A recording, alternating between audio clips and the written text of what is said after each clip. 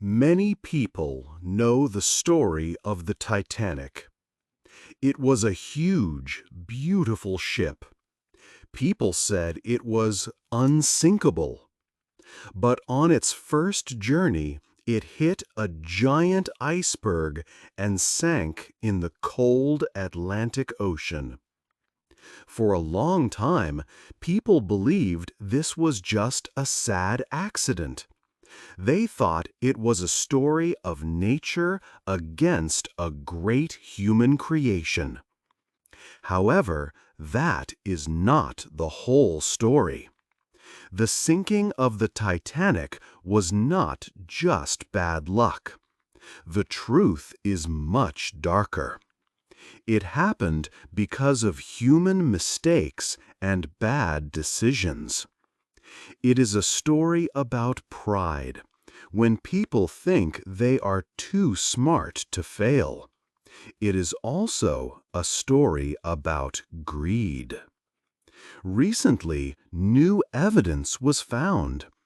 A box of secret papers was discovered after 100 years. These papers belonged to Lord Mersey. He was the important judge who led the British investigation after the ship sank. His private notes were kept in this box, hidden from the public. These papers tell us what Lord Mersey truly believed. His notes show a long list of failures and ignored warnings. They show that the Titanic disaster was preventable. Over 1,500 lives were lost. This happened not just because of an iceberg, but because of human error.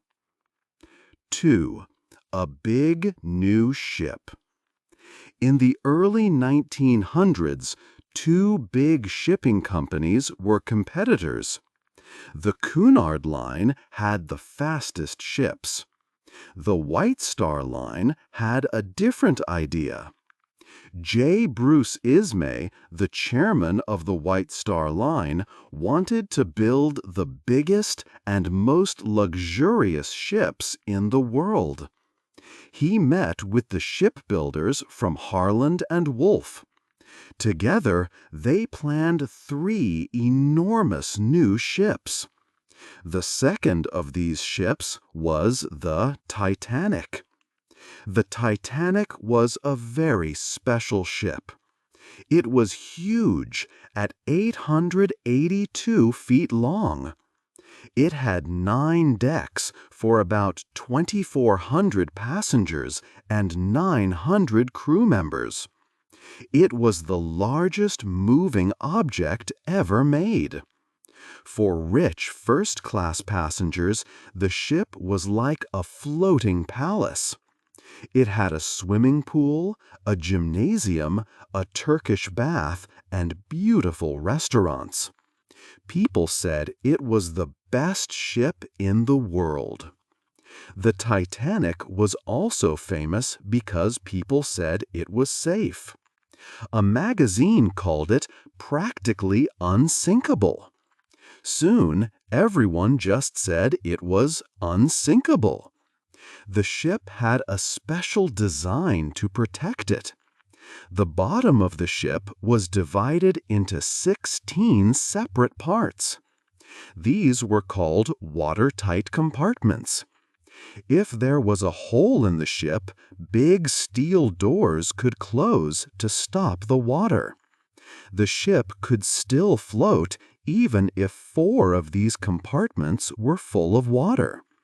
This new technology made people believe the ship was perfectly safe. The captain of the Titanic was Edward J. Smith. He was 62 years old and very experienced. He was the most senior captain for the White Star Line. Wealthy passengers liked to travel with him, so people called him the millionaire's captain. The first trip of the Titanic was going to be his last trip. After this, he planned to retire. Life on the ship was very different for each passenger class. The ship was like a small city with strict rules. First-class passengers were very rich people. They had large, beautiful rooms, some with private decks. Second class was also very comfortable and better than first class on many older ships. Third class, or steerage, was another world. More than 700 people were in small cabins on the lower decks. For many, the ticket was all the money they had. Locked gates separated the three classes. This kept the poor passengers away from the rich passengers. These gates would become a very big problem later. 3. Many warnings. The date was April 14, 1912. It was a bright, clear day in the North Atlantic. The Titanic was on its first trip to New York, and it was making excellent time. The ship was moving very fast, at a speed of about 22 knots.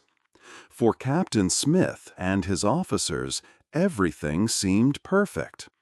But this day was full of serious warnings that were not taken seriously. Throughout the day, the ship's wireless radio received messages from other ships. These messages all said the same thing. They warned about ice. The first warning came in the morning from a ship called the Coronia. It reported bergs, growlers, and field ice in the area. Captain Smith saw this message and put it in the chart room for his officers to see. Later, at 1:42 in the afternoon, another ship, the Baltic, sent an even stronger warning. It talked about large icebergs and heavy pack ice. Captain Smith received this message too. He showed it to J. Bruce Ismay, the chairman of the White Star Line Company, who was a passenger on the ship. Even more warnings arrived.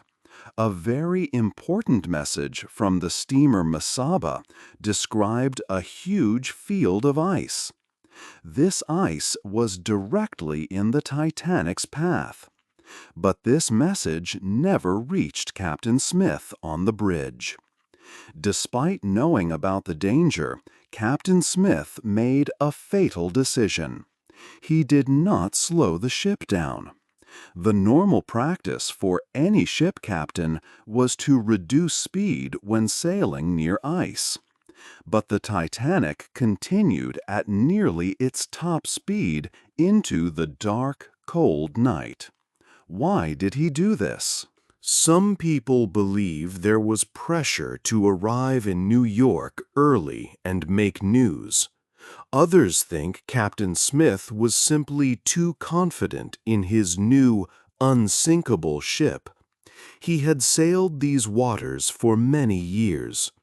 Many years later, secret papers from Lord Mersey were found. Lord Mersey was the judge who led the British investigation. His private notes show he was deeply worried about this excessive speed. He wrote that no careful captain would maintain such a high speed in those conditions. The Titanic received many clear warnings. It was a tragic choice to ignore them and sail so fast towards danger. 4. Big mistakes. The decision to keep the ship at a high speed was not the only problem. Other big mistakes happened on April 14th. These mistakes made the situation much worse and cost many lives. The Titanic's two wireless operators, Jack Phillips and Harold Bride, were very busy. They sent messages for rich passengers. These messages were not about safety. They were personal telegrams to family, friends, and business partners. The operators made money from these private messages, so they were the priority. This focus on money over safety was a terrible mistake. At about 11 p.m., a ship called the Californian was very close to the Titanic. It was already stopped because there was a lot of ice. The Californian's operator tried to send a warning. The message said, "We are stopped and surrounded by ice." But Jack Phillips on the Titanic was busy. He was annoyed by the other ship's message. He sent a rude reply, "Shut up, I am busy." The operator on the Californian was unhappy. He turned off his radio and went to sleep. The captain and officers on the Titanic's bridge never got this final, critical warning. Another big mistake was made by Captain Smith.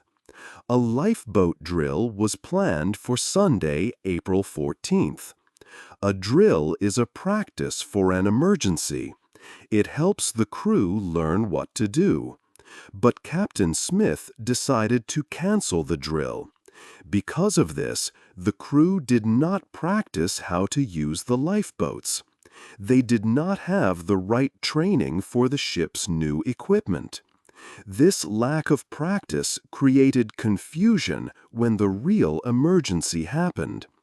Finally, a serious navigation error was made. Fourth Officer Joseph Boxhall calculated the ship's position on the ocean map. But he made a mistake. His calculation was wrong by about 13 miles. When the Titanic hit the iceberg, it sent SOS messages for help. These messages had the wrong location. The ships that came to rescue the Titanic went to the wrong place. They were searching in an empty part of the ocean, miles away from the real disaster. 5. The ship is sinking. At 11:40 p.m. on April 14th, two men were high up on the ship.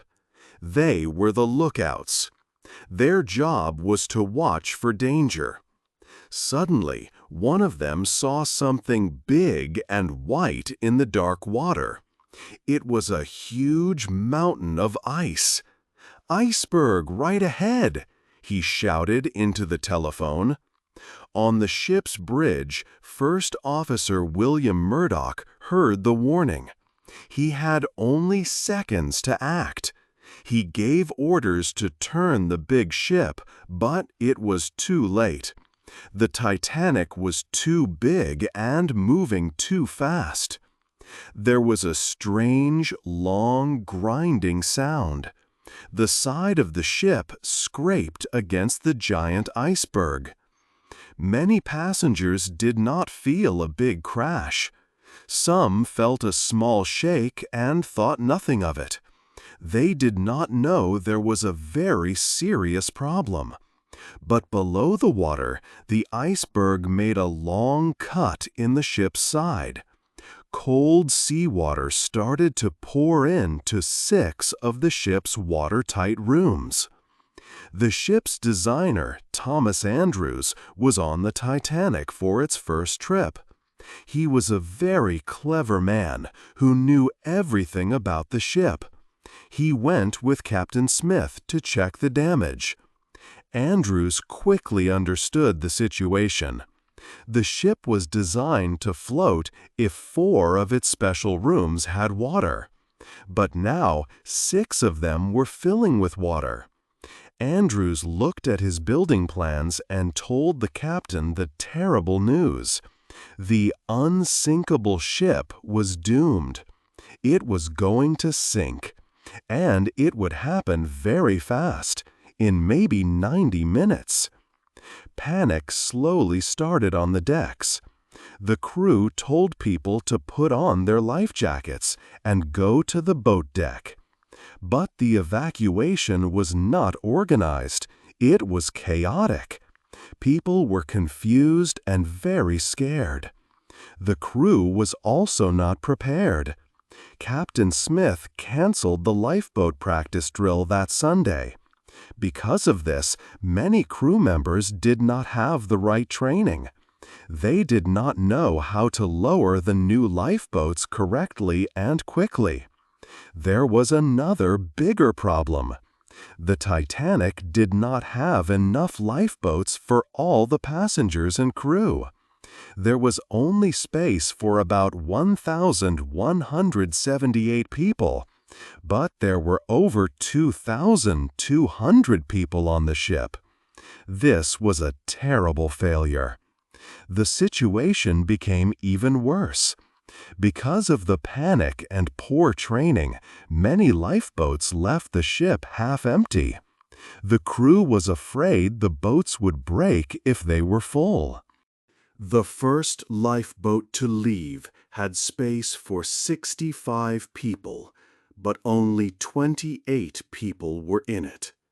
Another boat, made for 40 people, left with only 12. Hundreds of people watched these half-empty boats row away into the dark, cold night. They knew there was no space left for them. 6. Two different captains. As the Titanic sank into the icy Atlantic Ocean, her fate was connected to two other ships. The captains of these ships made very different decisions that night. Their choices would decide who lived and who died. One ship, the SS Californian, was very close to the Titanic. It was trapped in the same ice field and had stopped for the night to be safe. Its captain was Stanley Lord. From the Californian, the crew could see the lights of a large ship in the distance. They also saw white rockets shooting up into the dark sky. These were the Titanic's distress signals, a desperate call for help.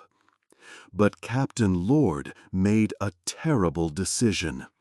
He thought the rockets were just for a celebration or a party. Earlier that night, his wireless operator tried to warn the Titanic about the ice. The Titanic's operator was very busy and rudely told him to be quiet. So the Californian's operator turned off his radio and went to bed. Because of this, Captain Lord did not receive the SOS message. He saw the signals, but he decided not to investigate. His ship stayed where it was, and he did nothing. A different story happened on the Cunard liner. This ship was much farther away, but its captain, Arthur Rostron, was a true hero. His wireless operator heard the Titanic's SOS call just after midnight. He immediately woke the captain. Captain Rostron understood the danger at once. He gave orders to change course and race toward the Titanic's location at full speed. This was extremely dangerous. Rostron knew he had to drive his own ship through the same field of deadly icebergs. He ordered all heating to be shut off to give more power to the engines. He posted extra lookouts to watch for ice in the darkness. He told his crew to get the entire ship ready. They prepared blankets, medical supplies, and hot coffee for the hundreds of people they hoped to save. The Carpathia raced through the night for more than 3 hours, dodging icebergs along the way. When it arrived at the Titanic's location around 4 o'clock in the morning, the scene was quiet and sad. The great ship was gone, hidden forever at the bottom of the ocean. All Captain Rostron could see were the Titanic's lifeboats floating in the freezing water. The crew of the Carpathia worked carefully to rescue every single survivor. They pulled 705 people from the small boats, saving them from the cold. The two captains showed very different kinds of leadership. Captain Lord of the Californian did not act, and many people would blame him for the rest of his life. In contrast, Captain Rostron of the Carpathia acted with great courage and saved every life he could. He became a celebrated hero of the sea. 7. Who to blame? After the Titanic sank, the world was in shock. Everyone wanted answers. Who was responsible for this terrible disaster?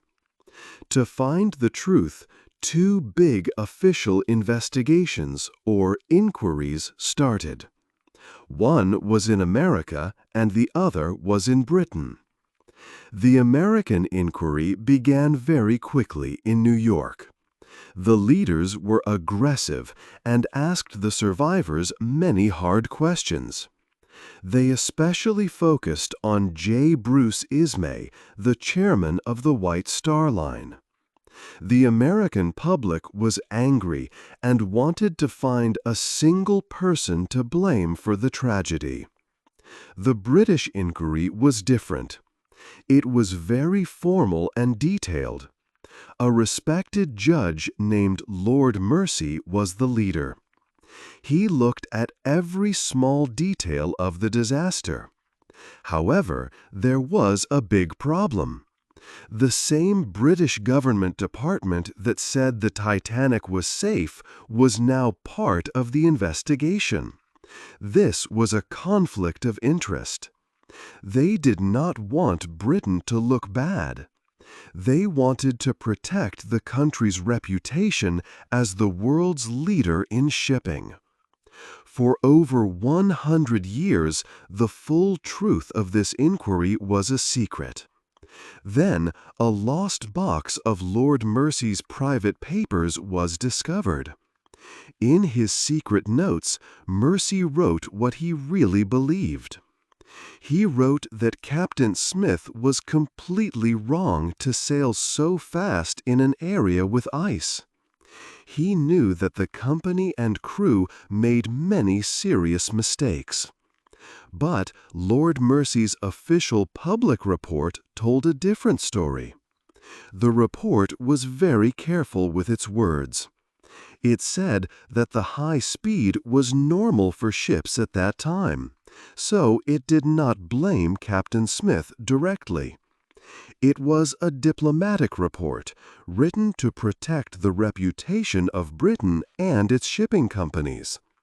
So, if the report did not blame the captain or the company, who could they blame? The inquiry needed a scapegoat.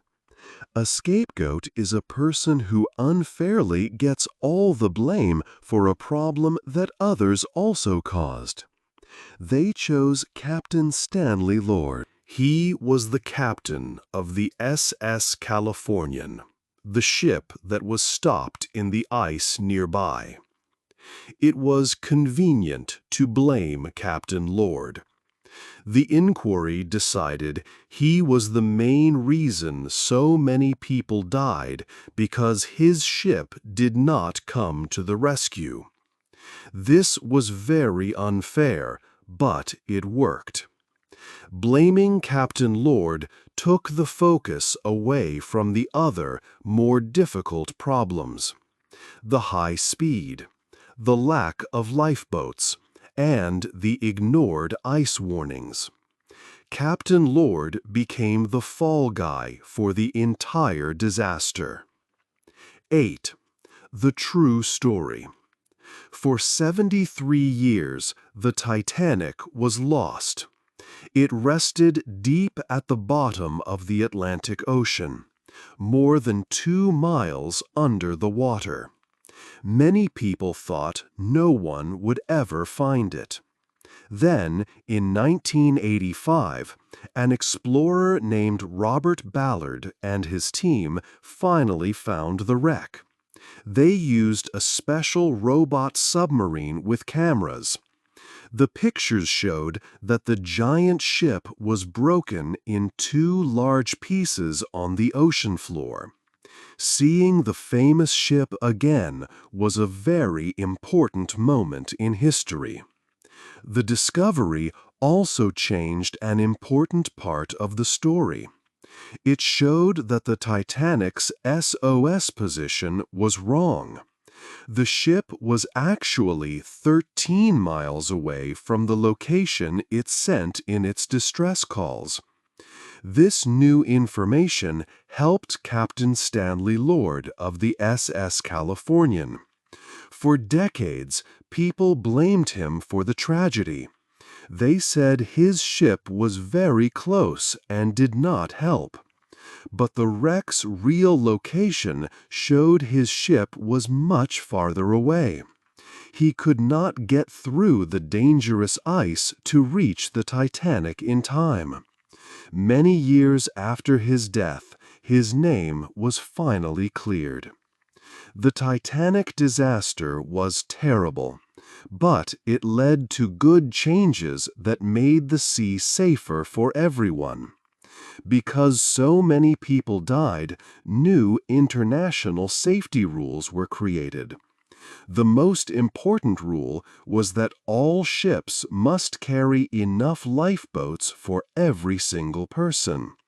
Also, ships now must have someone listening to the radio 24 hours a day. A new service, the International Ice Patrol, was started. It watches for dangerous icebergs and warns other ships. These new rules are the real legacy of the Titanic, and they have saved many lives.